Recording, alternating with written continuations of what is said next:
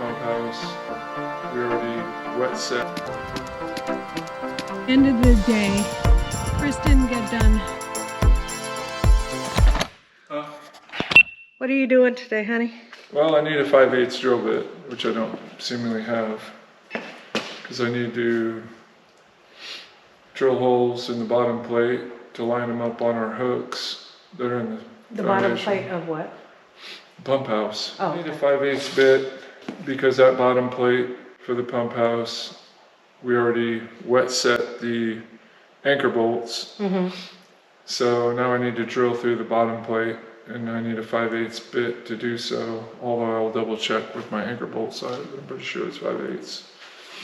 So the other thing I could do is start cutting my studs. When I'm out and about, am I going to have to pick up a 5-inch? No, I mean, I might have to run now. That's something I need. I can't. Oh, okay. It's kind of like the foundation of, I got to drill the holes in the bottom plate and set it down, Right. and then know that the bottom plate's good and set, then I can frame that wall. Right. But I'm not going to try to frame the wall and then set the plate on it Mm-hmm. and then try to drill holes. So Okay. I need to look and see what size my hooks are. I think Well, they're 5/8. while you're doing that, I'm going to put up that fence. Okay. I need a rubber hammer. Well, it's over there. Yeah, and I'm going to get on that. So I am going to put our green garden fence. Come on, Norman. Come on. What'd you say? I'm talking to them. Love you anyways.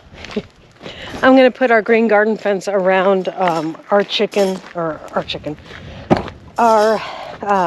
garden because the chickens are getting into it. And I would like to free range our chickens a little more. Free range chickens eat a lot more bugs. So they get a lot more protein. And they're always at each other's throats. As Fred just attacked Barney out there. So I'm going to put this green, it's actually a chicken fence, and I can power it up. Since I burnt this fence down, the dogs are getting into my compost that's inside my garden space, and so are the chickens. So I need to get in there, and the fence is off already. I'm just going to remove all that and put up a fence around here that is a little better to keep out the chickens and the dogs for sure. I was going to put another two lines like this, which would keep out the dogs, but ain't going to keep out chickens. So our rabbits.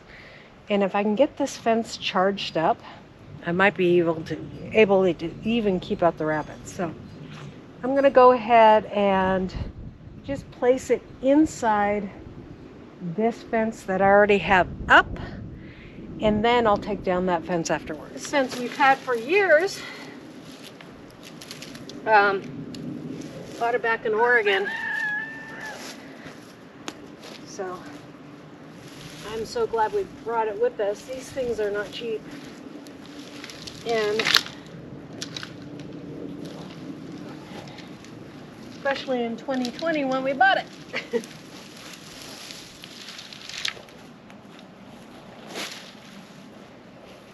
Now, I am no expert in putting up these fences, but I do know in my ground I have to use one of these.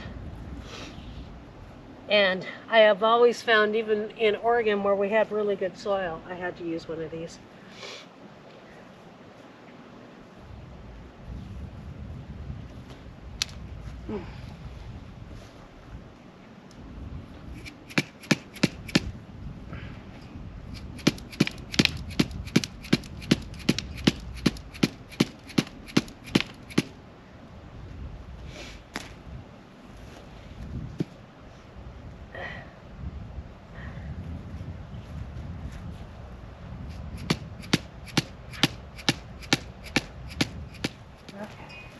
So from there, I'm just gonna line it all up before I pound any more in.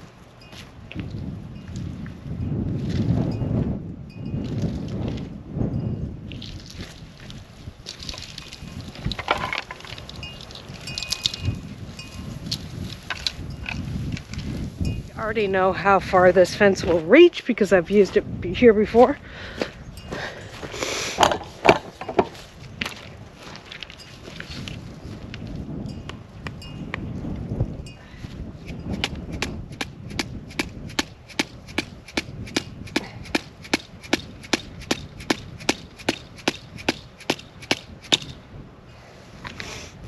Anywhere where I am lacking good support on my fence, I am using these. These are for electric fencing, but it's for the 2-wire or the 1-wire or whatever. But I'm going to just add the supports that I had on the outer wire. So.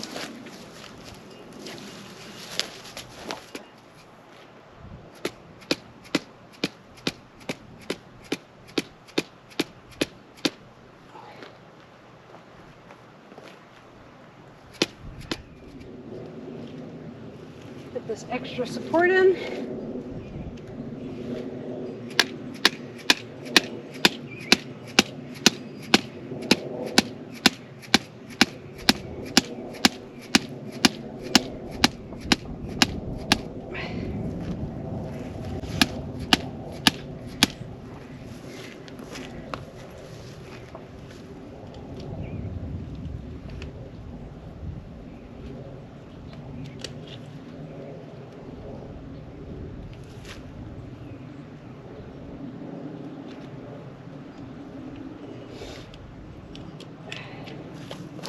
Okay, so that will keep it down there, and I'll probably just add one of those every once in a while. You can see there's a white one there, just for the extra support. So let me show you real quick. This is what's happening to my asparagus. Obviously that's deer, because rabbits can't reach that high. And so they're eating up the top of my asparagus, which is fine. It needs to be cut down, and I need to add a layer of compost to the bottom of this now. The chickens have been digging in my garlic, so and eating the tops off. And the chickens ate all my cilantro down. They're starting to eat my onions down, and they ate all my lettuce. They're eating corners of the cabbage because that's exposed, and that's about it. Is that the chickens are just getting in here, and the dogs are getting in the compost. So I'm actually going to change the compost too. I'm going to put fencing around the compost and build it up. And I'm going to do it in a way that we can actually put the pig's head and stuff in there when we process our pigs, so that can be composted down too. And our brassicas are really having a hard time because right now it's 60 degrees. The other day it was freezing, 17, 14 degrees. And they are just kind of struggling between freeze. We had some of our heads freeze. You can see some freezer burn, that black right there. That's burn from freezing.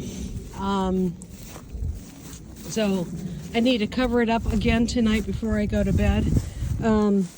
Cabbage is starting to come up, and even this head here has a little purple hue to it, which makes it taste a little bitter when it freezes, is what happens. But we have some good heads on there, and right there that look good still. But this was beans. I'm just letting that compost in place, and we'll pull this all off You know, they're just mush from freezing.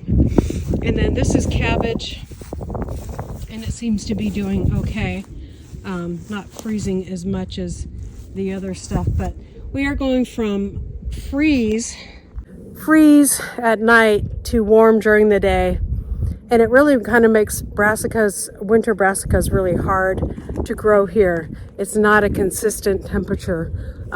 It doesn't stay either just frozen or just freezing, or it does help it grow a little bit, but it's kind of hard, really hard, especially lately with the temperatures that we have recently got at the beginning of December. Usually we don't get 14 degrees, 13 degrees here in Tennessee. I just got to keep the chickens out of here, and they keep on getting out of the chicken coop no matter what I do, because the fence keeps on grounding out because I put heavy bedding in their area, and it's not really working anyways because I don't have it on a flat surface, and so they just kick up the bedding into their fence, and then